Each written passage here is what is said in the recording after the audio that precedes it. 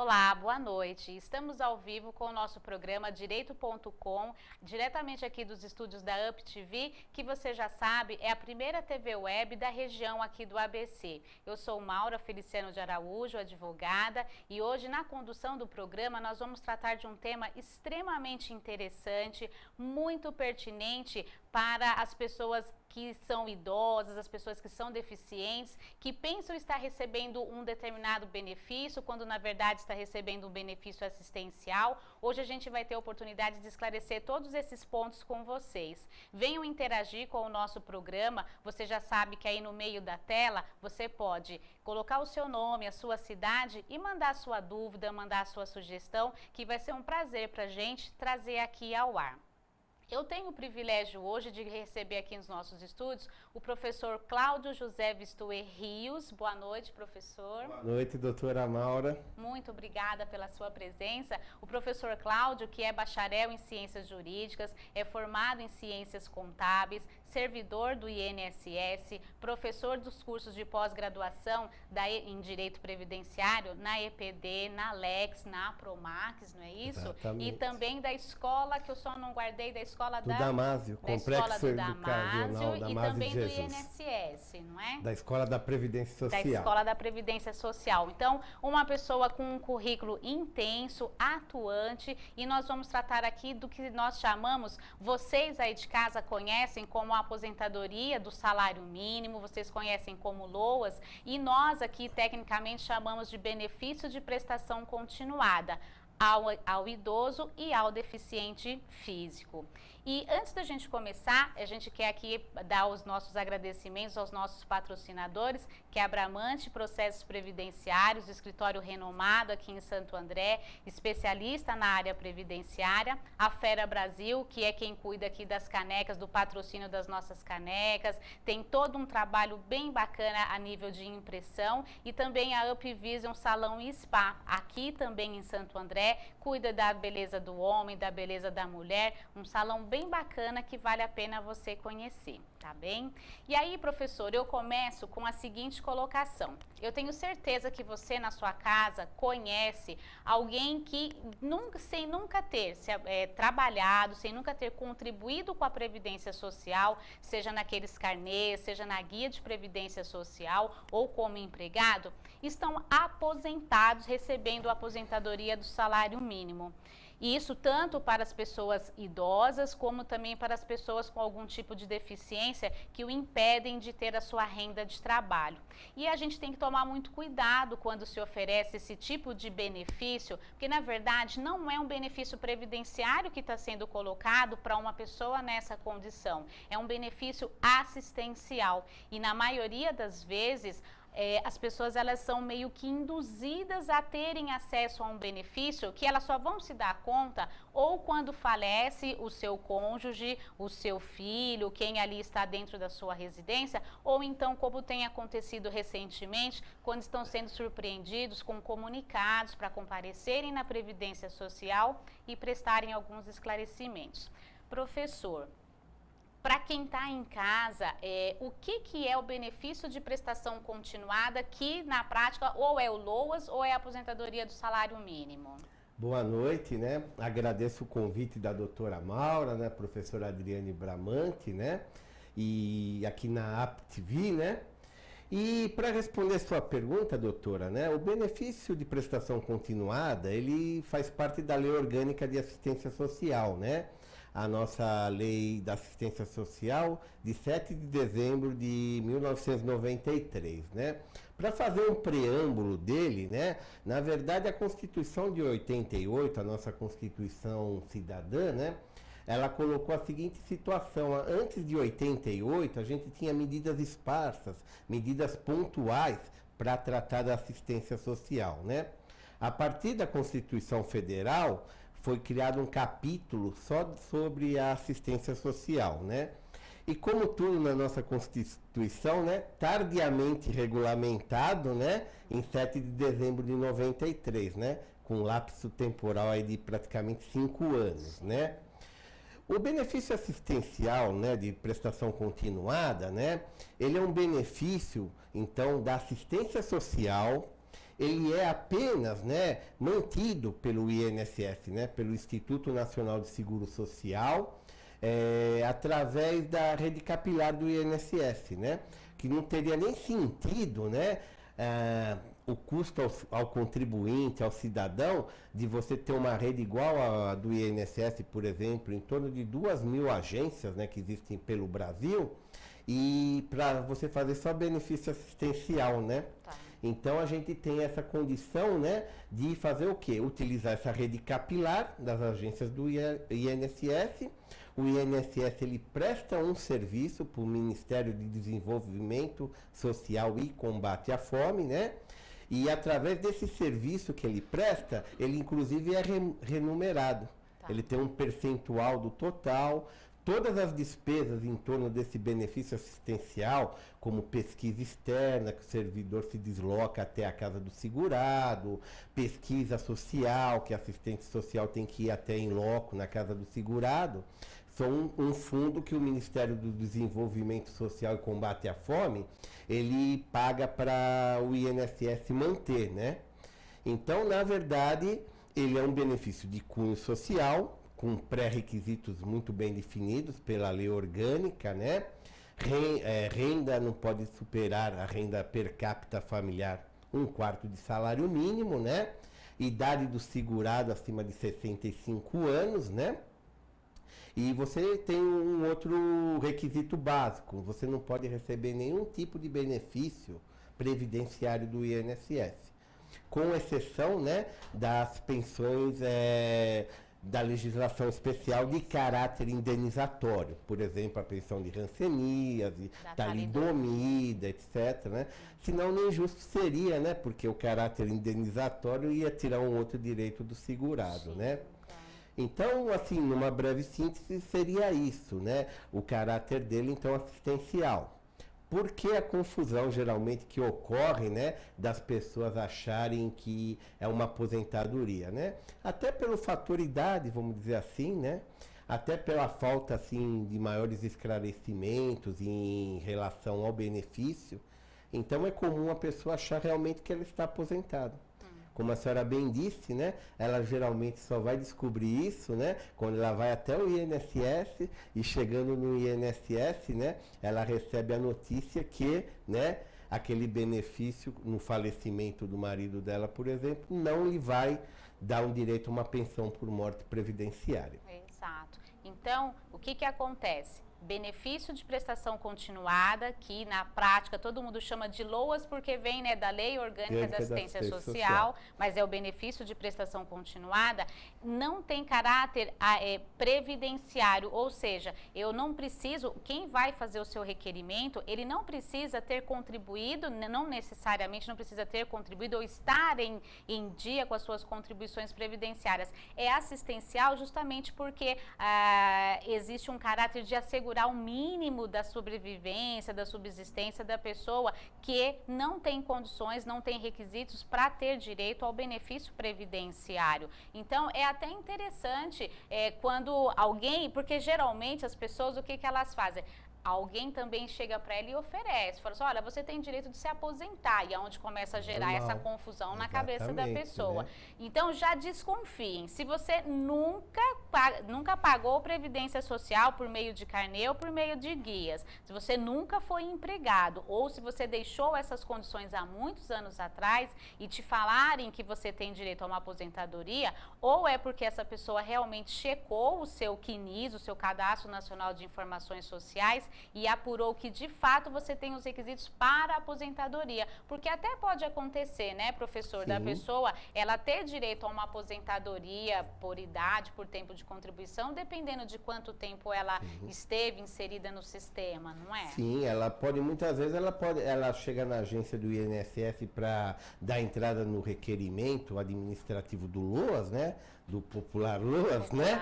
E ela descobre que ela tem uma carência mínima de 180 contribuições por uma aposentadoria por idade, né? Entendi. Então a gente orienta a pessoa ao quê? A protocolar um pedido de aposentadoria por idade, né? Certo. Que é um benefício que ele tem um caráter mais permanente, né? Ele gera direito ao 13º salário, que o benefício assistencial ele não gera, né? Exatamente. Então, as características, né, do popular LOAS, não preciso ter contribuído com Previdência Social, né? Então, daí o caráter assistencial.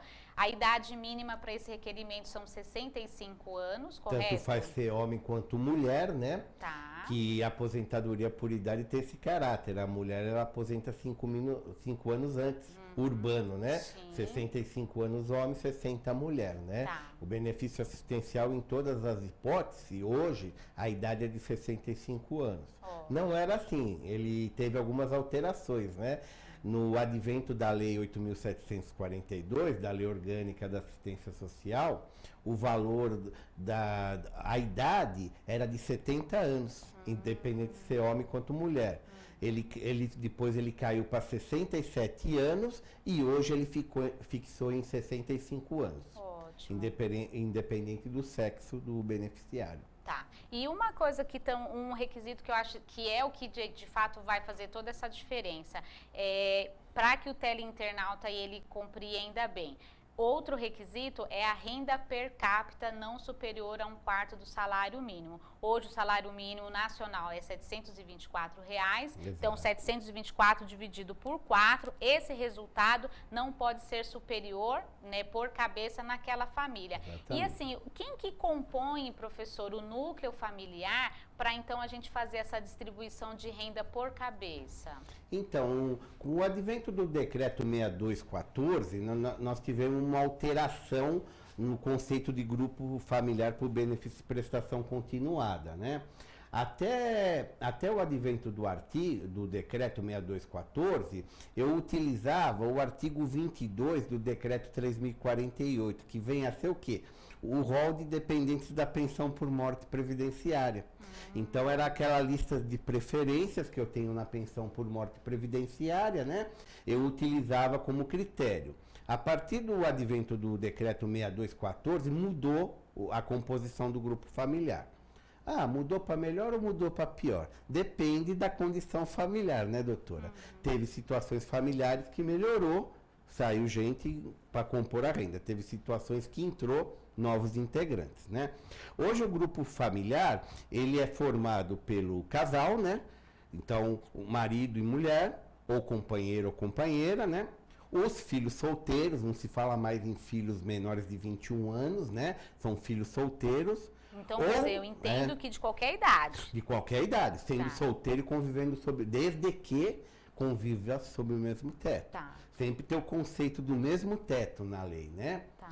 Então, eu tenho também hoje o conceito dos enteados, né? Então, eu abrangi, eu estou num conceito novo de família, porque a família brasileira mudou, né? Muito com o advento dos anos.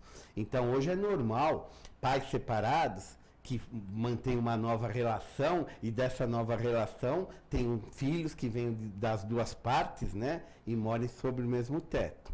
Então, o conceito é esse. Agora, se eu tiver, por exemplo, doutora, um filho casado, né, que more sob o mesmo teto, ele é excluído automaticamente do conceito do grupo familiar, né? Então, o conceito é esse, né? Pessoas que morem sob o mesmo teto, né, nessas condições. Os filhos sendo solteiro, marido, esposa, companheiro, né, enteado, você faz tudo aquilo no grupo familiar, né? Pai, mãe, tudo aquilo compõe o grupo familiar. Você pega mais ou menos o Código Civil, né? Tá. A lei de ascendentes, descendentes e vai fazer aquela fileira, né? Antigamente você tinha o conceito da pensão, né? Então mudou bastante nesse quesito a alteração do grupo familiar, né? E aí eu vou somar o quê? Vou somar a renda.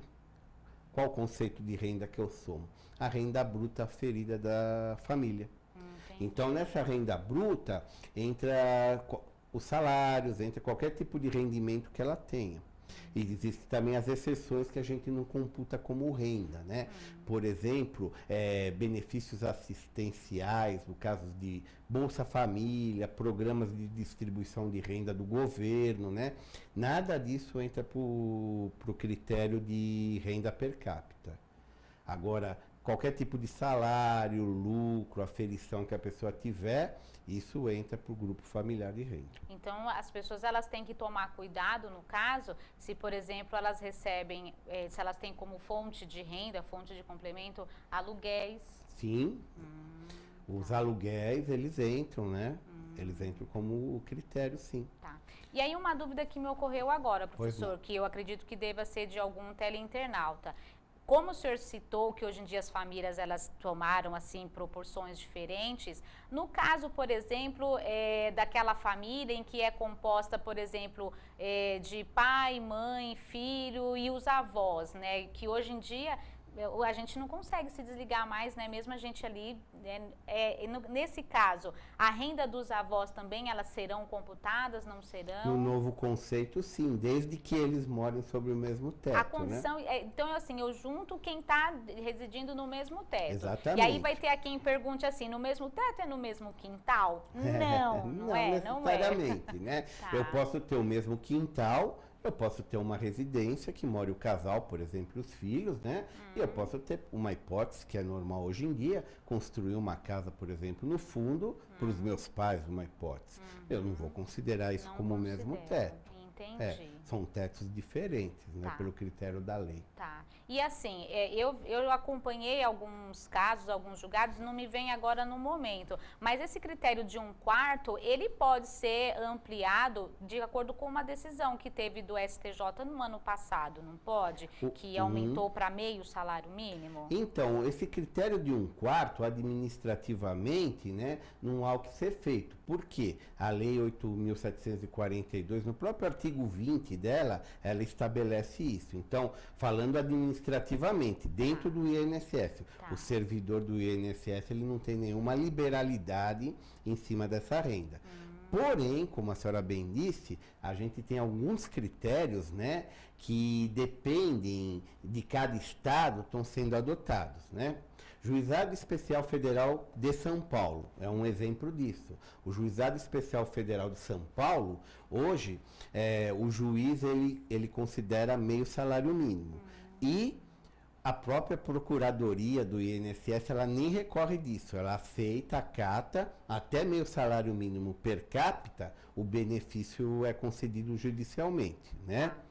Eu vi um caso interessante que até outro dia eu postei no meu Facebook, né? Que foi a primeira vez que eu vi uma decisão administrativa no Conselho de Recursos da Previdência Social, né? Se eu não me engano, foi de Minas Gerais, da 9ª Junta de Minas Gerais, né? Que embora a renda fosse superior a 1/4 de salário mínimo per capita, né? O Conselho de Recursos, ele mandou conceder o benefício, né?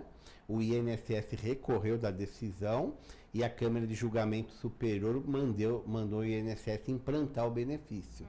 E era um caso que a renda era superior a 1/4 de salário mínimo, porém, através até de pesquisa social, assistente social foi na casa do beneficiário, era casos de extrema miserabilidade, né? Então, o próprio Conselho de Recursos, ele deixou que o INSS concedesse o benefício, ele determinou, né, através de acórdão, né? E, no meu modo de ver, abriu um precedente, assim, importante, né? Porque eu não tinha nenhuma decisão administrativa até hoje sobre esse caso.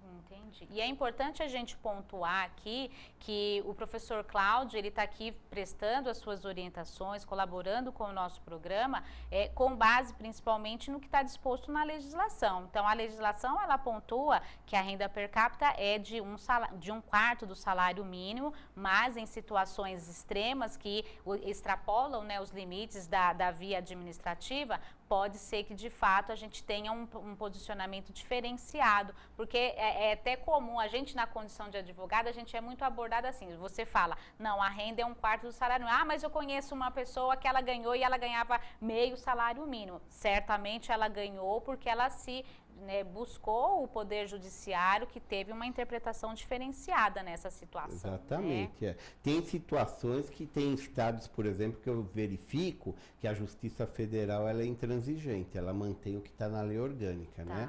1/4 de salário mínimo. E tem outros que ela abre esse leque. São Paulo, por exemplo, que nem eu falei do Jeff, né? O Jeff, ele considera meio salário mínimo, né? Sempre o Rio Grande do Sul, né? A Justiça do Rio Grande do Sul, ela abre precedentes importantes, né? Tem vários julgados de até um salário mínimo per capita que eu peguei na Justiça do Rio Grande do Sul, né? Olha que eu acho assim, importante frisar, né, na minha opinião, né? O direito social, né? E ele colocado no caráter do direito previdenciário, quando a gente pega aquele tripé, né? Seguridade social, assistência social, né? Saúde, previdência social, até a gente pegar o regime quadripartite, né?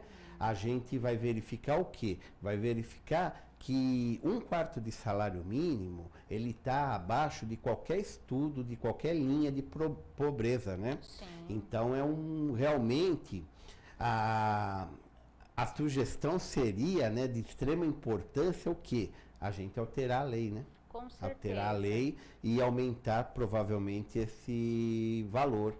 Ou talvez, eu não sei se isso daí seria viável até pelo âmbito da seguridade, né? Mas se a gente parar para analisar friamente, 1/4 de salário mínimo, dependendo da localidade que a gente está, a gente fala de valores diferentes. Sim. 1/4 de salário mínimo em São Paulo é diferente do que 1/4 de salário mínimo, por exemplo, no interior da Bahia, no interior de Minas Gerais, né? Sim. São valores que não se igualam, né? Não, de forma alguma, né? E assim, professor, esse benefício de prestação continuada, ele tanto pode ser oferecido e obtido pela pessoa com mais de 65 anos, como também as pessoas com deficiência. Que tipo de deficiência, o que vai ser considerado para que uma pessoa com um determinado tipo de deficiência tenha acesso, lembrando, né, já pontuando que o pré-requisito da renda per capita vai ser mantido, mas no caso da pessoa com deficiência, além da renda per capita, ela precisa provar a sua deficiência. Que tipo de deficiência, né, no que isso vai impactar na vida social, na vida laboral? Tá. Só gostaria de fazer um adendo antes, em cima do benefício por idade, importante, né? Que o benefício de prestação continuada, né, da pessoa por idade, né, acima de 65 anos, ele tem um caráter, a partir de 93 ele foi alterado, né? Antes a gente tinha o que a gente chamava de renda mensal vitalícia, né? A renda mensal vitalícia, ela fazia mais ou menos a mesma situação do LOAS, né? Porém, a renda mensal vitalícia, ela era aberta para qualquer beneficiário que tivesse no país. O LOAS hoje, ele tem um critério que ele é concedido apenas ao brasileiro nato ou naturalizado, né? Lembrando que, né, com exceção da nacionalidade portuguesa, né, que a partir de 1º de maio de 2013, ele não tem mais necessidade de se naturalizar para pleitear o benefício, né? E anteriormente, a 1 de maio de 2013, ele podia pleitear esse benefício em condição diferente, naturalização em 1 ano de convivência dentro do país. Então, por exemplo, se eu tiver um cidadão que ele não seja de origem portuguesa, para ele se naturalizar, a lei pede no mínimo 15 anos que ele more dentro do país, né? Então, acho que só é importante fazer esse adendo. Sim, tá? Até porque, né, o nosso país é tão acolhedor Sim. que nós temos aqui várias nacionalidades, pessoas que vêm, ficam no nosso país, alguns conseguem regularizar a sua situação, outros não. E a gente sabe de casos, né, de pessoas que vêm de outros países e que estão aqui há muitos anos, há muitas décadas e que, sei lá, por qual razão, ainda não estão com a sua situação regularizada. Então, é importante fazer essa diferenciação, sim, né? Com certeza. Tá. Agora, quanto ao benefício à pessoa com deficiência, né? A gente teria que ver primeiramente qual é o conceito de deficiência que o INSS utiliza, né? Tá. Então, a gente tem hoje na doutrina 2 conceitos básicos de deficiência, né? Um que é a deficiência de longo prazo e outro que é a deficiência definitiva. O INSS trabalha, a lei trabalha com o conceito de deficiência de longo prazo. O que eu entendo de deficiência de longo prazo, que a lei me diz? São no mínimo 2 anos na condição de deficiência. E o médico ele vai analisar, porque esse benefício ele é concedido mediante 2 aspectos, né? Você tem a entrada administrativa, que você vai analisar a documentação, renda per capita, né? Os pré-requisitos básicos. Depois você tem o quê? Uma perícia médica do INSS, né? Então o médico do INSS ele vai determinar se aquele caso existe a deficiência de longo prazo e se ela tem capacidade ou não de recuperação. Então, mediante esse entendimento, ele vai ser ou não concedido. Na verdade, ele trabalha como uma tabela de pontos, né? O novo conceito do BPC de 2008 para cá, com o advento do serviço social no INSS, o INSS fez um concurso público, contratou novas assistentes sociais para fazer essa análise conjunta. Então, a gente tem um tripé: análise administrativa, perícia médica e serviço social. Sendo que você tem 2 instrumentais que são preenchidos em cada análise. A perícia médica, ela responde um instrumental e o serviço social, a assistente social, ela responde um outro instrumental. Mediante a soma dos 2 instrumentais é que o benefício é concedido ou não. Então, muitas vezes, a primeira impressão é que, às vezes, o segurado, o beneficiário, ele passa, o médico negou o benefício. Na verdade, não, a análise é conjunta dessas 3 situações, né? Ele pode ter uma negativa da parte administrativa, por exemplo, por renda per capita, por exemplo, por ele ser estrangeiro e não estar naturalizado, né? Ele pode ter a negativa da perícia médica, que não conceitua o que ele possui, né? Como deficiência de longo prazo ou como deficiência de caráter permanente, né? Ou pelo serviço social, né? Que também pode analisar dessa forma, né? O serviço social ele vai fazer mais essa parte, né? De avaliar as condições sociais do segurado. Inclusive, normalmente, até comum, né? O serviço social fazer as visitas in loco, né? Eles vão em loco para verificar quais são as condições que o segurado vive, né? Entendi. Voltando na questão do deficiente, professor, a deficiência é só a deficiência física? Eu posso considerar a deficiência intelectual? Assim, de uma forma mais abrangente para o pessoal poder entender. Quais seriam essas deficiências, considerando essa a longo prazo, a definitiva? Na verdade, a lei ela não especifica. Tá. Você não tem um código, vamos supor, de CID, de Código Internacional de Doenças. Você não tem uma lista, por exemplo, nos casos de isenção de carência, de aposentadoria por invalidez previdenciária, que a lei dá um rol, né? Ela dá um rol, inclusive um rol taxativo, né? Que só estão aquelas doenças. A lei não especifica. Aliás, a lei, né? A lei do benefício de prestação continuada perante o INSS, ela está quase inexistindo. Nós temos um problema sério, né? Porque em 6 de agosto de 2010, a Instrução Normativa 45 do INSS, ela revogou a Instrução Normativa número 20, que falava sobre o benefício de prestação continuada, dizendo que o benefício de prestação continuada seria tratado em instrução normativa específica. Até hoje ela não existe. Então, o que foi feito? Aquela instrução normativa 20 que havia sido revogada, ela foi mantida enquanto os artigos que falam sobre o BPC. Que também são poucos. São artigos esparsos, né? Então, hoje, na própria lei orgânica da assistência social e na própria instrução normativa 45 do INSS, é muito pouco pontuado, o que dá caráter a muitas dúvidas, né? Então, a gente começa a ver o pessoal fazer algumas confusões, né? Mas esse beneficiário, ele mora numa casa bonita, esse beneficiário tem um carro bonito. Nós não podemos nunca nos esquecer que o critério do benefício é renda per capita de 1/4 de salário mínimo. Não é sinais de riqueza, né? Às vezes o servidor do INSS ele pode fazer alguma confusão quanto a isso, né? Verdade. E voltando também na questão do deficiente, porque agora me veio à mente uma situação que eu já fui abordada.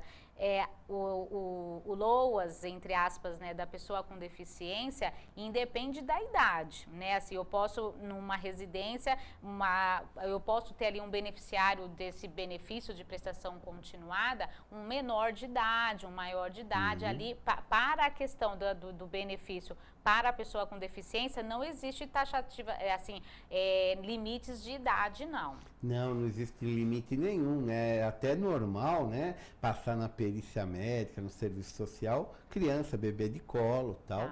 Se o conceito dele encaixar dentro do conceito de deficiência que foi explicado, né? É normal a criança ter o direito ao benefício. Eu me lembro. Mas você analisa todos os outros critérios, né? Aí você tem que ir no critério de renda também. Nós fazemos uma avaliação global, né? Do benefício. Não, eu me lembro que uma vez eu fui abordada porque me falaram assim, olha, aquela pessoa ali, ela recebe aposentadoria por invalidez.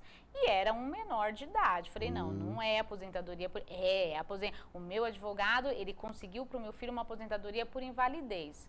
E aí não dá para você entrar muito no mérito, mas a gente sabe que, na verdade, não é aposentadoria por invalidez. Porque, voltando, benefício previdenciário requer, entre tantos requisitos, que o segurado, que o requerente tenha contribuído com a Previdência Social, né? Hoje a carência mínima para aposentadoria por idade, aposentadoria por tempo de condição, são 15 anos, né? Pode até ser que eu tenha uma carência menor, dependendo de quanto tempo, de quando a pessoa se inscreveu na Previdência, mas as pessoas, elas precisam, né, assim, ter esse mínimo de conhecimento, né? Se eu nunca contribuí com Previdência, eu não sou beneficiário de aposentadoria alguma, né? Aí eu faço até um adendo importante, né? O INSS hoje, você tem um memorando que foi feito através de um decreto, o memorando circular número 3, né? Que ele diz que os valores recebidos indevidamente, desde 28 de setembro de 2007 até hoje, né? Eles têm que ser cobrados, no caso de uma irregularidade, né? Independente de boa ou má fé. A lei usa esse termo. E anterior a 28 de abril de 2007, somente se for comprovada a dolo ou má fé, né? Então, eu faço assim, eu friso assim, um assunto de extrema importância, né? Porque muitas vezes a gente sente, numa entrevista lá no INSS, que a pessoa, ela teve boa fé, mas ela foi ludibriada, até pela falta do conhecimento, né? Então ela tem certeza absoluta que ela está aposentada, que ela recebe um salário mínimo de aposentadoria por mês. E no caso dela for casada e tiver o marido recebendo uma outra aposentadoria, vamos supor de um valor hipotético, R$3.000, né? Quando ela for pleitear o direito à pensão por morte, tudo isso vai ser apurado. Então, na verdade, não vai tirar o direito dela, mas vai ser apurado e ela vai ter que restituir todos os valores, né? E hoje, dependendo de alguns lugares, até que eu vou, os alunos meus me comentam, né? Até sábado estive em São José do Rio Preto, eles me comentavam isso, né? Hoje, lá em São José do Rio Preto, é encaminhado, inclusive, pelo Ministério Público para inquérito policial da Delegacia da Polícia Federal, DELEPREV, né? Então, as pessoas acabam, o delegado intima o beneficiário, as testemunhas que assinaram, que ela não morava mais junto, né? Eles fazem uma situação que acaba dando sérias dores de cabeça para o beneficiário. E muitas vezes de boa fé. De boa fé. Eu já tive caso, né? Já fui questionada em situação que, assim, ela foi tão induzida, coitada, que até a separação, na época não tinha essa diferenciação de divórcio, até a separação na época fizeram, né? E ela também acreditando que isso tudo ia favorecer, ia ajudar e tudo mais, porque de fato, assim, as pessoas, elas não têm esse conhecimento, e é lógico, o bom profissional está aí para esclarecer, mas infelizmente a gente tem esse outro lado das pessoas, dos profissionais, né, que não são zelosos e que querem realmente induzir as pessoas pessoas a erro e eu acho que o pior, elas só tomam conhecimento dessa situação no momento da pensão por morte. Eu já tive a oportunidade de, em alguns postos de previdência, ouvir, né, paralelo ali, as pessoas sendo atendidas, não, mas eu não recebo, não, mas o meu benefício é a aposentadoria, não, e agora eu quero pensão. E ali a gente já sabe que a novela vai ser bem, né, com vários capítulos. Verdade. Né? São as minorias, ainda bem, né? A minoria da classe dos advogados, como também temos a minoria da classe dos servidores, que muitas vezes se envolvem em fraudes, etc., em cima do benefício, né? São minorias que devem ser tratadas, né? Sim, e julgadas, né? sim, Com julgadas, certeza, né? claro. Porque elas estão descumprindo a lei, né? Entendi. Mas a gente tem que analisar. A lei, agora, ela não especifica isso, né? Ela fala em devolução de valores. Então, é uma situação um pouco mais complexa, né? Sim. Porque além de você ter que receber valores desde 28 de abril de 2007 para frente, né?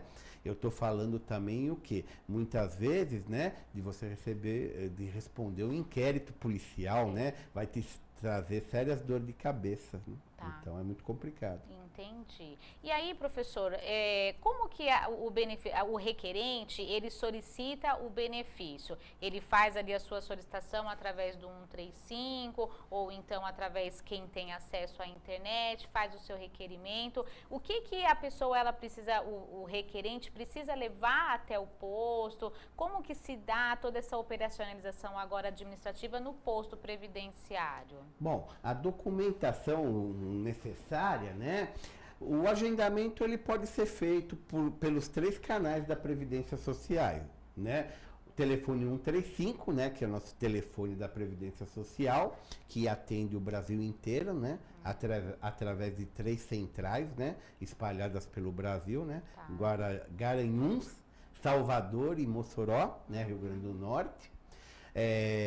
Pela internet, no www.previdencia.gov.br, né? Você entra lá, você pede para solicitar e você marca o benefício, né? Ou em qualquer agência da Previdência Social. Você pode também ir na agência e marcar. Direto? Pode ir direto agendar. Agendar, tá. Temos algumas dúvidas quanto a isso, né? A gente está passando aí algumas situações meias polêmicas. Temos um julgado do TRF4, né, que deu o direito, por exemplo, ao advogado do não prévio requerimento, né? Dele não precisar do prévio requerimento, né? Eu ouvi outro dia um comentário no TRF3, endossava a decisão do TRF4, né? O INSS rebate que não, que a decisão não é erga omnes, então a gente vai naquela situação, né? A última notícia que eu tive é que o presidente do INSS, eu vi inclusive esse ofício, ele encaminhou um ofício explicando essa situação para o Dr. Marcos Costa, presidente da OAB Brasil, né? A resposta do presidente eu não sei ainda, não me chegou, né? Mas, hoje o INSS ele exige um agendamento prévio, né? Então o servidor ele é obrigado a fazer o agendamento prévio. Ótimo. Eu sei que acaba trazendo algumas complicadores para o advogado, nas prerrogativas do advogado, a gente entende tudo isso, né? Agora também o INSS passa por uma situação difícil, até de número de servidores. É necessário um bom senso, né? Eu acredito chegar numa situação, né, que os dois lados sejam atendidos, né? O ex-presidente Mauro Rauschfield do INSS, né, ele caminhava para isso, né? Ele tinha até uma instrução normativa das prerrogativas do advogado. Porém, ele foi mandado embora do INSS antes, né, de ele lançar a prerrogativa, né? Ficamos à deriva. Ou o projeto dele foi por uma gaveta ou foi para, né, o arquivo da lata do lixo, né? Verdade. Mas hoje a gente fala no agendamento prévio, né? Hoje tivemos até recentemente, acho que foi a semana passada, né? Até no judiciário tivemos uma decisão, né? Da necessidade ou não do prévio requerimento administrativo, né?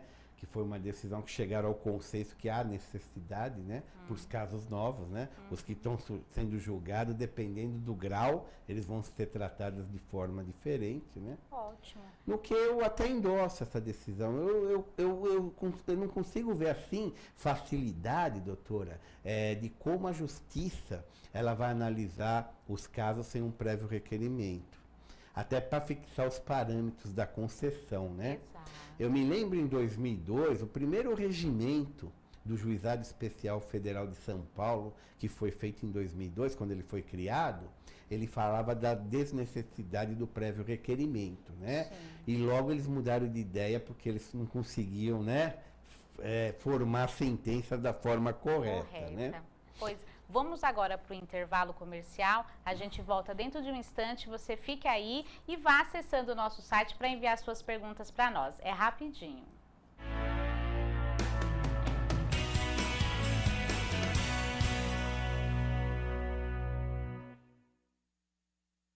Tudo tem a ver com alguma coisa. De onde vem a água que a gente bebe? Da torneira. E nada a ver, vem dos rios que nascem da mata. Sabia que a gente só respira por causa das árvores? A árvore respira? Respira. A árvore respira. E o que você tem a ver com isso? Meu ar. Minha água. Minha árvore. Meu ambiente. Mata Atlântica. SOS Mata Atlântica. Mais 25 anos. Deixo minha visão ao homem que jamais viu o amanhecer nos braços da mulher amada. Deixo meu coração à mulher que vive exclusivamente para fazer o coração de seu filho feliz. Deixo meus rins a pessoas que tiveram seus sonhos interrompidos, mas que ainda os cultivam. Deixo meu pulmão ao adolescente que quer gritar ao mundo mais uma vez: eu te amo! Deixo meu fígado para aqueles que não tinham esperança na recuperação. Deixo ossos, pele e cada tecido meu à criança que ainda não descobriu o que é viver por inteiro. Deixo a você o meu exemplo. Deixo à minha família o desejo de ser um doador. Deixo para a vida, enfim, um recado. Nós vencemos. Seja um doador de órgãos, seja um doador de vidas. Tem motorista que sabe curtir o carnaval. Dirige na boa, sem pressa. Não pega o volante quando bebe e nem corre risco à toa. Infelizmente, nem todos são assim. A irresponsabilidade de uns põe em risco a vida de todos. A nova lei seca está em vigor. Bebida e direção. Deixe essa mistura fora da folia. Ministério das Cidades. Governo Federal.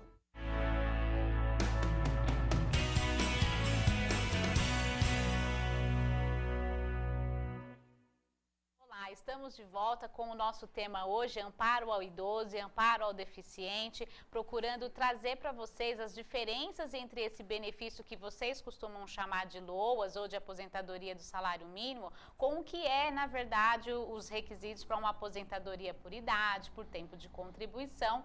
Nós temos aqui nos nossos estúdios o professor Cláudio José Bistuê Rios, professor de pós-graduação de vários institutos educacionais em São Paulo, em todo o Brasil. E mande a sua sugestão, mande a sua pergunta aqui para nós, bem no meio aí da sua tela, você pode colocar o seu nome, seu endereço, a cidade de onde você está falando e lança a sua pergunta aqui para nós. Não deu tempo de assistir, não deu tempo de pegar o começo do programa, lá pela madrugada ou amanhã de manhã, você já pode ter acesso ao conteúdo desse programa pelo YouTube, www.youtube.com, programadireito.com. E você também pode nos acompanhar pelas redes sociais, porque nós temos uma página, programadireito.com, no Facebook. Professor, antes do intervalo, a gente já havia explicado, né, para o nosso teleinternauta que para ele requerer o benefício, ele pode ir direto a uma agência da Previdência, ele pode fazer o requerimento pelo 135, como também pelo site da Previdência Social. Ele pode fazer esse requerimento sozinho, que a gente sabe, como ele pode contratar uma pessoa da confiança dele, que vai orientá-lo e que vai fazer todo o passo a passo para que esse benefício seja concedido. quais são os documentos que o requerente precisa apresentar no posto previdenciário no dia em que ele for, que estiver agendado para ele comparecer? O que ele precisa levar para garantir o acesso dele a esse benefício? Bom, doutora, no caso do benefício de prestação continuada, né, por idade, né, ele precisa levar os documentos pessoais dos membros do grupo familiar, né? Então você pode levar RG, CPF, né? A gente pede geralmente certidão de nascimento ou casamento para saber se aquele filho, por exemplo, ele é casado ou não, se ele vai compor ou não vai compor o grupo familiar, né? Endereço comprovante de endereço, né? São os documentos básicos que a gente pede, né? Os documentos básicos do grupo familiar e o endereço para a gente identificar onde aquela família convive sob o mesmo teto. Tá. No caso do benefício à pessoa com deficiência, né? A gente solicita também todos esses documentos pessoais e mais que ela traga no dia apenas o beneficiário, né, que possui a deficiência, todo o histórico médico dele. Então, o que é que ele pode apresentar? Laudo médico atualizado na condição dele, ele pode apresentar prontuário médico, ele pode apresentar até receitas de remédio que ele toma. Eu sempre sugiro que ele traga o máximo possível, né, de elementos para caracterizar essa situação, né? Porque no caso da pessoa com deficiência, a gente não pode esquecer que ele tem 3 fases do processo, né? Tá. Ele tem a fase administrativa, serviço social e perícia médica. Ótimo. E aí me surge uma pergunta, professor. O deficiente, que tamanho é o grau da sua deficiência, ele não consegue sair da sua residência. Como que o requerente ele vai operacionalizar, então, a questão da perícia? Porque daí vai ser fácil levar a documentação, comparecer no dia agendado, mas e a perícia em si? Como que ela vai ser realizada? Então, aí, no caso, se ele estiver em casa, a gente solicita ao médico que faça uma perícia, né, residencial. O médico vai até a residência dele e faz essa perícia. Se ele estiver hospitalizado, aí a gente chama da perícia hospitalar, o médico também vai. Tem uma estrutura nas gerências executivas do INSS, né, que você coloca alguns médicos só para fazer esse serviço. Então ele vai até a residência, ele vai até o hospital. E da mesma forma o serviço social, se for necessário, a gente também manda assistente social até a residência do segurado. É um procedimento normal. O procedimento ele não difere em nada do protocolo normal. A única diferença é assim, na hora que você acessar ou pelo fone 135, ou pela internet, pelo site www.previdencia.gov.br, você agendou o benefício, né? No ato do protocolo administrativo, você informa. Quando você for fazer o protocolo, você informa que aquela pessoa está hospitalizada. Ou que ela está em casa, não pode se locomover, e a gente vai... O INSS manda o médico e a assistente social até a residência do segurado. Entendi. A assistente social, ela vai na residência apenas nos casos em que precisa apurar essa questão da deficiência ou assim, ou também para o caso do pedido para a pessoa com idade, né, superior a 65 anos? Nos dois casos, se for relatado que existe a necessidade, né, ou se você tiver alguma dúvida fundada, elas podem ir nos dois casos. Né? Porque você tem alguns critérios, né? Por exemplo, o critério da deficiência. Na ótica do serviço social, eu posso ter 2 pessoas que tenham a mesma deficiência, porém elas têm situações, vamos dizer assim, financeiras diferentes. Então, por exemplo, um cadeirante. Uma situação de um cadeirante que ele mora num bairro de classe média alta, que ele tem um carro adaptado, né? Ele tem uma condição social boa, uma hipótese, né? E eu posso ter um outro caso que o cadeirante ele mora numa comunidade que não tem acesso a um morro, ele tem que subir aqueles morros, a avaliação vai ser diferente, né? Tem que ser critérios diferentes, né? E eu posso ter tanto na deficiência quanto na idade. Porque tem algumas situações, se a senhora me permite, até como exemplo, né? Porque muitas vezes são feitas denúncias, né? E sempre o INSS ele tem que apurar as denúncias, né?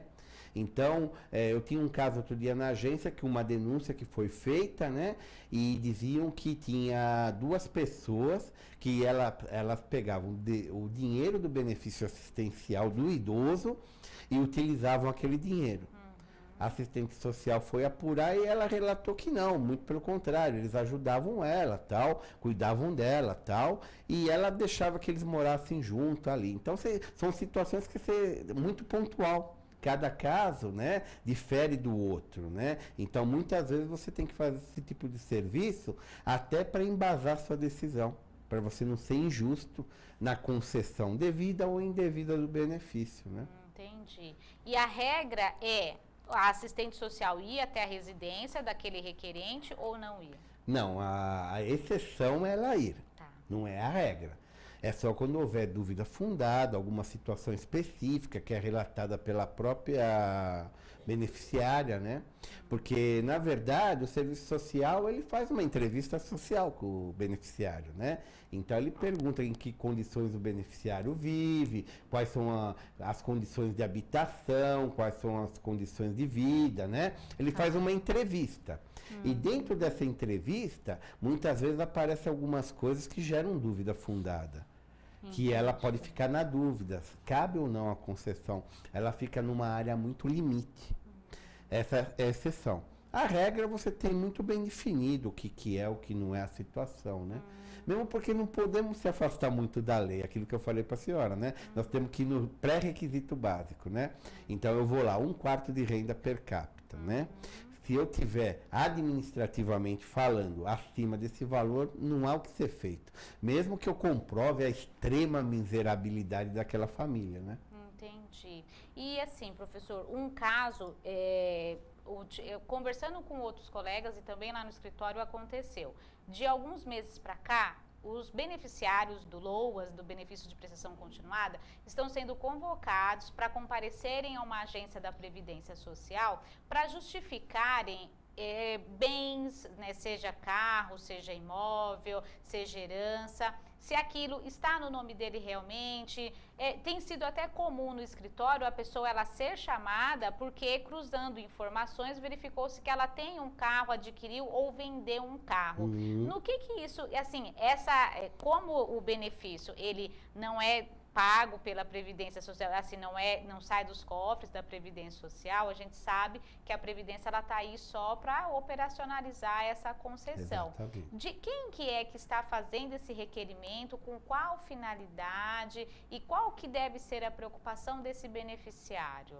Bom, na verdade, quem mandou essa demanda para o INSS são os órgãos externos de julgamento, né? Tá. O INSS, ele é fiscalizado, suas ações, por 2 tipos de órgãos, né? O Tribunal de Contas da União, TCU, né? E pela CGU, a Controladoria Geral da União, né? Especificamente, o caso que a senhora colocou, se me permita apenas fazer uma pequena retificação nele, né? Claro.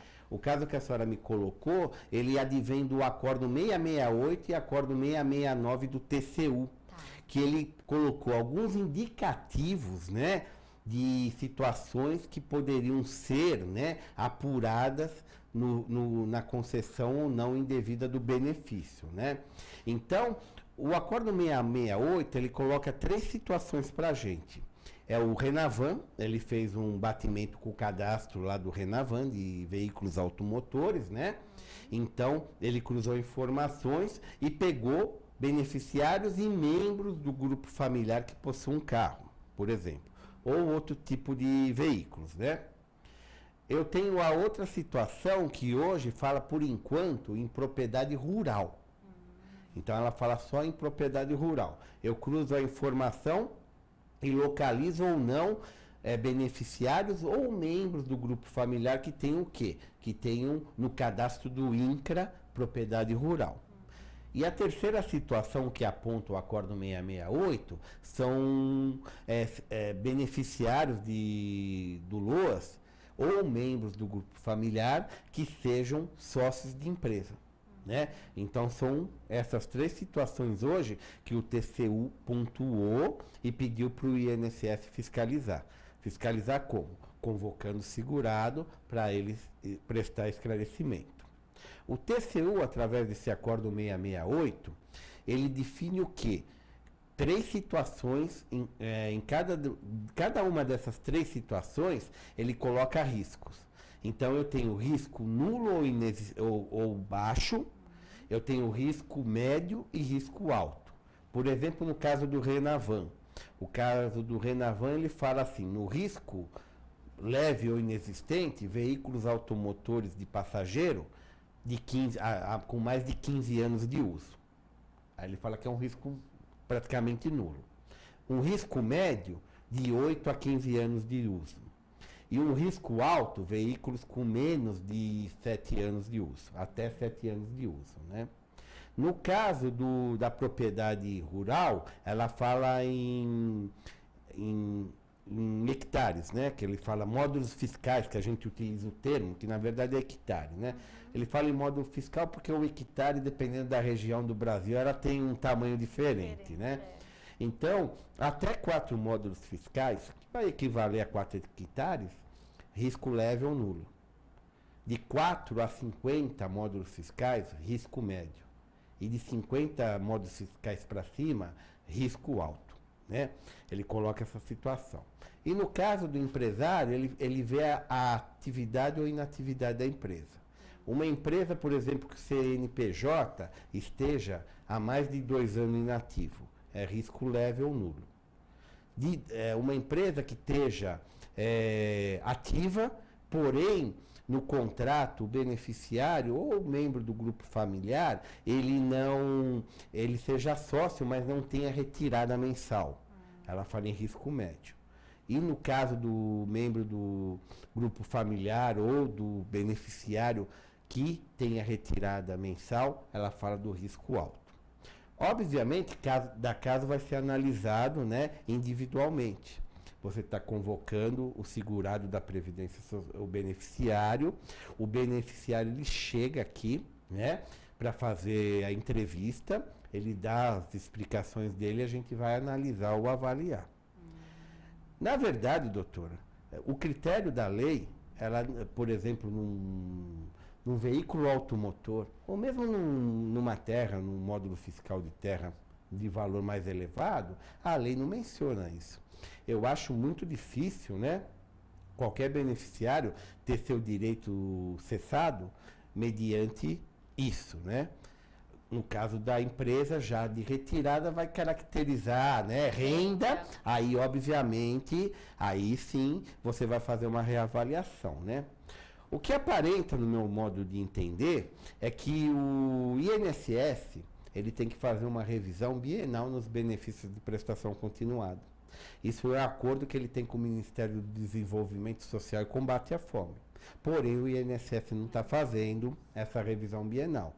Então, um órgão de controle externo, ele está dando algumas demandas, parece aquela história ele manda algumas demandas que a gente não tem nem base legal para conseguir cessar um benefício, porém, ele vê indícios. Se eu tenho segurado, vamos supor, com um carro zero, eu tenho indícios que ele possa ter renda. Isso. E nessa apuração, se eu conseguir verificar que ele tem renda, vai ser feita uma nova reavaliação do quê? Da renda per capita. Então, é aquela história, ele está dando indicativos para, nessa reavaliação, se o INSS ele vai fazer uma reanálise da renda per capita, das condições do grupo familiar. Eu posso ter pessoas que entraram, que saíram desse grupo familiar, pessoas que não tinham rendimento e começaram a ter. Aí, nessa nova avaliação, com certeza eu posso tirar o direito ou não. Mas não exatamente por conta do patrimônio. Nós vamos fazer mais um intervalo e a gente volta em instantes. Permaneça aí, mande suas sugestões. Muito obrigada por enquanto.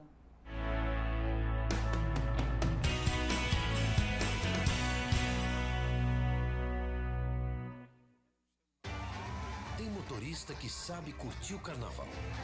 Dirige na boa, sem pressa.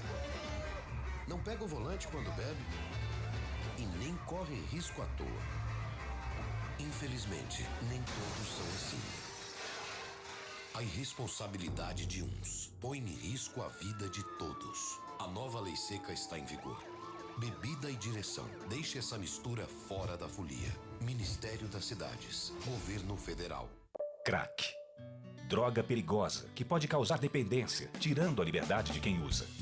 Mas para enfrentá-lo, existe o programa Crack é Possível Vencer, que já capacitou profissionais de diversas áreas. Entre eles, educadores, para orientar sobre o risco das drogas. Os dependentes e suas famílias recebem cuidado integral nos centros de atendimento de saúde e assistência social e nas comunidades terapêuticas. Os usuários em situação de rua também são assistidos por equipes de assistência social e saúde. E para enfrentar o tráfico de drogas, o programa integra as ações de inteligência das polícias federal, rodoviária federal, estaduais e guardas municipais. As cidades também ficam mais seguras, com a rede de monitoramento e uma polícia mais próxima da comunidade. O programa Crack é Possível Vencer está em todos os estados, porque esse desafio é de todos. Informe-se, participe. Ministério da Justiça, Governo Federal. Tudo tem a ver com alguma coisa. De onde vem a água que a gente bebe? Da torneira. E nada a ver, vem dos rios que nascem da mata. Sabia que a gente só respira por causa das árvores? A árvore respira? Respira. A árvore respira. E o que você tem a ver com isso? Meu ar. Minha água. Minha árvore. Meu ambiente. Mata Atlântica. SOS Mata Atlântica. Mais 25 anos. Deixo minha visão ao homem que jamais viu o amanhecer nos braços da mulher amada. Deixo meu coração à mulher que vive exclusivamente para fazer o coração de seu filho feliz. Deixo meus rins a pessoas que tiveram seus sonhos interrompidos, mas que ainda os cultivam. Deixo meu pulmão ao adolescente que quer gritar ao mundo mais uma vez: eu te amo! Deixo meu fígado para aqueles que não tinham esperança na recuperação. Deixo ossos, pele e cada tecido meu à criança que ainda não descobriu o que é viver por inteiro. Deixo a você o meu exemplo. Deixo à minha família o desejo de ser um doador.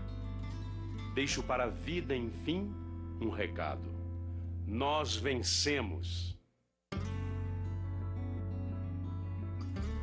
Seja um doador de órgãos, seja um doador de vidas.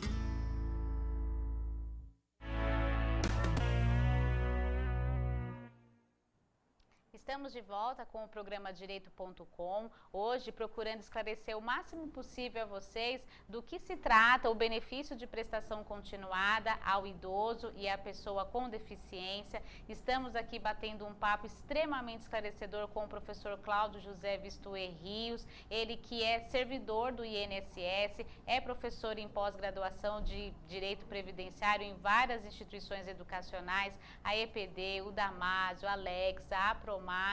E a gente está aqui aproveitando o máximo possível, professor, para tirar todas as dúvidas que vocês têm, os casos que eventualmente vocês já tenham vivenciado. E, professor, precisa, né? Acho até que assim, outras vezes voltar, né? Repassar esse ponto para que as pessoas tirem de vez, né? Até mesmo para e eventualmente até elas já se precaverem se o que ela está recebendo realmente é o benefício correto ou não. E durante o intervalo me veio uma pergunta. O benefício, esse benefício de prestação continuada, é possível que ele vá e volte? Ou seja, assim, que ele seja concedido, aí ele deixe de ser pago e depois a pessoa retome o pagamento novamente? Isso pode acontecer? Pode, tem algumas exceções na regra, né? Antigamente você tinha alguma situação que, por exemplo, a pessoa recebia, ela tinha deficiência, passava na perícia, no serviço social e ela ganhava o benefício, começava a receber o benefício.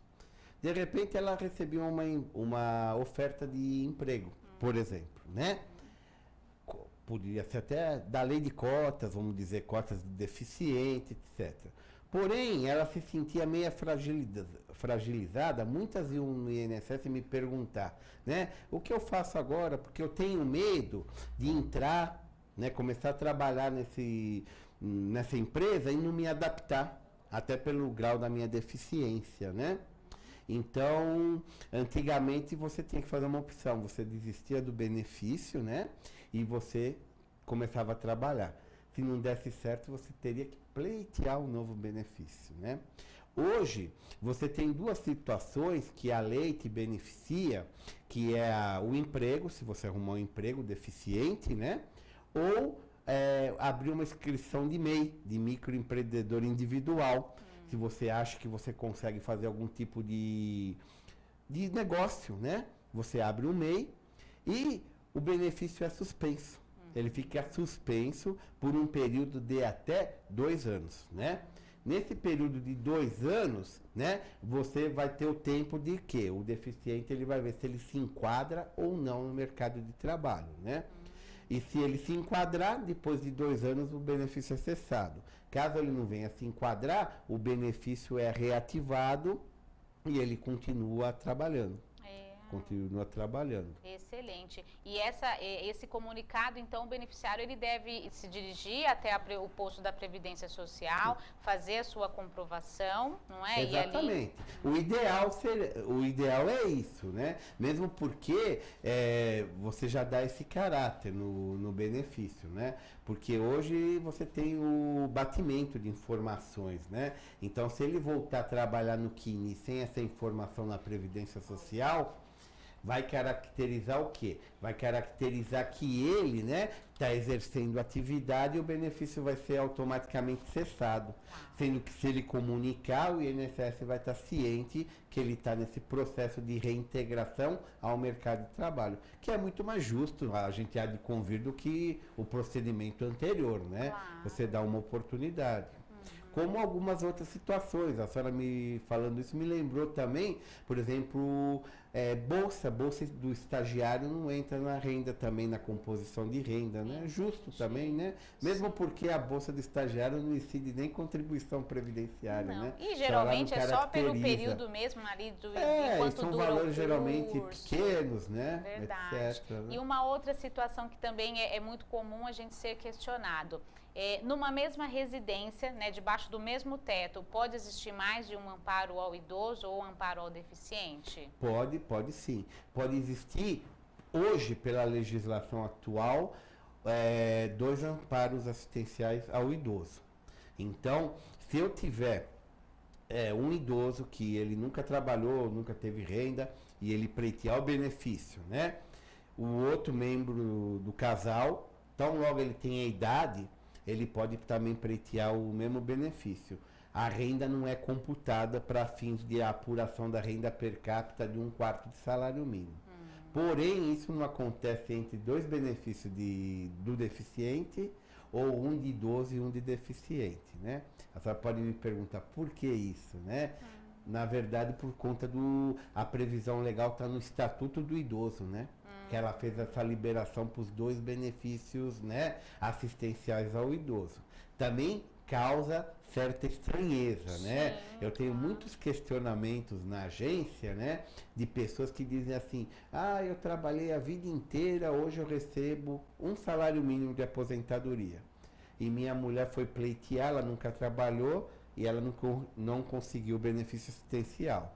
Enquanto do meu lado vive um casal que os 2 recebem benefício assistencial. Verdade. A lei ela é um pouco, né, incoerente quanto a isso, né? Mas é previsão legal, né, doutora? Não tem como. Se tiver que discutir, que vá então para a justiça, né? Procure um bom advogado com uma boa argumentação. Eu penso assim, direito social, a gente tem que sempre tentar o quê? Encampar, não retirar. Sim. Então, eu acho assim, não cabe a gente tentar retirar o quê? O direito do Estatuto do Idoso. Eu acho que nós teríamos que tentar encampar o quê? Que um benefício ao idoso e um ao deficiente também liberasse renda, que a pessoa aposentada com um salário mínimo, o outro membro do casal tivesse direito ao benefício, né? Claro. Eu sou sempre a favor de acumular, né? Se a gente começa a tirar direito social, o Brasil já é um país tão carente, né? De extrema pobreza, né? Tá certo. Uma última pergunta, uma última dúvida, professor. Pois não. No caso, para compor o núcleo familiar, eu tenho os filhos solteiros. E aí, certa vez, eu fui questionada no seguinte sentido: o filho que é divorciado, o filho que é viúvo, ele vai entrar nessa composição de renda ou não? E geralmente o que volta para a casa dos pais, vamos colocar assim, mas ele volta com os seus, às vezes volta com os seus filhos, até eu poderia entender. Mas assim, se eu tenho um filho que volta numa outra condição de estado civil que não solteiro, eu vou computar? Não, porque a gente também, a lei ela é bem clara, né? Ela tem o critério filhos solteiros, né? Uma vez casado, né, a gente nunca mais vira solteiro, né? Se viesse separar, né, a pessoa ela vai ter uma outra situação, divorciada, etc. Entendi. Então, como a lei ela é muito específica e ela fala filho solteiro, né? Se ele for divorciado, separado, viúvo, não computa. Sem dúvida. Gente, nós já estamos aqui no finalzinho do programa. Espero que os esclarecimentos que o professor Cláudio aqui com tão boa vontade trouxe aqui tenham contribuído para que vocês primeiro tirem essa questão da cabeça, né? Assim, a pessoa que nunca contribuiu, ela está recebendo a aposentadoria. Ela não está recebendo a aposentadoria. Quem nunca contribuiu, se está recebendo o benefício previdenciário, com certeza é um amparo assistencial. E aí tomem cuidado, o amparo assistencial, ele não gera 13º salário, ele não vai ser transferido para o seu cônjuge na forma de pensão alimentícia. Isso pode trazer reflexos, inclusive, na esfera criminal, se ficar caracterizado que o benefício foi concedido de maneira irregular e o requerente teve a sua participação. E o programa Direito.com, né, na pessoa da doutora Adriane, que é quem fez o convite, eu aqui hoje entrevistando o senhor, agradeço imensamente a sua colaboração, os seus esclarecimentos. Com certeza, numa próxima oportunidade, a gente, né, vai trazer o senhor aqui para estar trazendo, reforçando esses esclarecimentos. E aí o senhor faz aí as suas considerações finais em 1 minuto para poder ler a frase da noite. Tá ótimo. Eu que agradeço, né, a oportunidade, né? Eu sei que o tema, né, ele é assim de alta complexidade, ele gera muitas dúvidas, né? Infelizmente o Brasil, né, o direito previdenciário é pouco divulgado, né? Sim. O Instituto mesmo, o Instituto Nacional do Seguro Social, ele poderia divulgar mais, né? Até para a gente evitar esses casos de má fé, né? De boa fé, que a gente acaba respondendo uma situação até criminalmente por conta de boa fé, né? Eu que agradeço o convite da doutora Maura, né? Professora Adriane Bramante, né? De poder estar aqui nessa noite, aqui na APTV, né? E agradeço aí a todos os nossos, né, web telespectadores que prestigiaram o programa. Muito obrigado. Uma boa noite. Com certeza. A gente agradece mais uma vez. Lá pela madrugada vocês já vão ter acesso a esse conteúdo pelo YouTube. Divulguem esse vídeo, porque os esclarecimentos aqui são assim de extrema importância para a nossa sociedade. Como o professor falou, os benefícios previdenciários e assistenciais, eles são pouco divulgados, então por isso que se gera muita confusão, e é para isso que o programa Direito.com está aqui, sempre para trazer esclarecimento para vocês. A doutora Adriane, ela sempre deixa uma frase para a gente finalizar o programa, e a frase de hoje é a seguinte: mesmo desacreditado e ignorado por todos, não posso desistir, pois para mim vencer é nunca desistir. Uma frase do Albert Einstein. E assim a gente encerra o nosso programa. Muito obrigada pela sua participação, pela sua audiência aqui conosco, e boa noite, até a próxima. Muito obrigado, boa noite. Até uma próxima vez.